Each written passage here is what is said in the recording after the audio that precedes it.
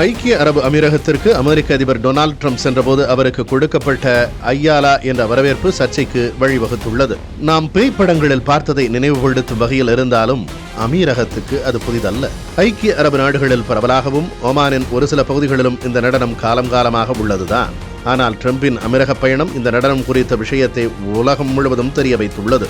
திருமணம் உள்ளிட்ட விழாக்காலங்களில் கொட்டடித்தும் மூங்கில் குச்சிகளை வைத்தும் ஆண்கள் பெண்கள் என அனைவரும் நடனமாடுவர். பெண்கள் தலைமுடியை அவிழ்த்துவிட்டு சுழற்றி அடித்து ஆடுவார்கள். கவிதை வாடி கொட்டு கொட்டி கவிதை வாசித்து பாடும் இந்த ஐயாலா அமீரக கலாச்சாரத்தின் ஒரு அங்கம்தான். அபுதாபி சென்ற ட்ரம்ப் கஸ்ர் அல் வதான் அரண்மனைக்கு சென்றார். அமீரக கலாச்சாரத்துடன் ட்ரம்பை வரவேற்க விரும்பிய அந்நாட்டு அரசு ஐயாலா நடனமாடி வரவேற்றது. இதற்கு உலகம் முழுவதும் வாழும் இஸ்லாமியர்களிடமிருந்து எதிர்ப்பு குரல்கள் கிளம்பி உள்ளன. முகமது நபியை பின்பற்றுவதாக கூறும் அமீரக அரசு சியோனிச அடிமையாகிவிட்டது என்பது உள்ளிட்ட பல்வேறு வகையான விமர்சனங்கள் சமூக வலைத்தளங்களில் முன்வைக்கப்பட்டு வருகின்றன.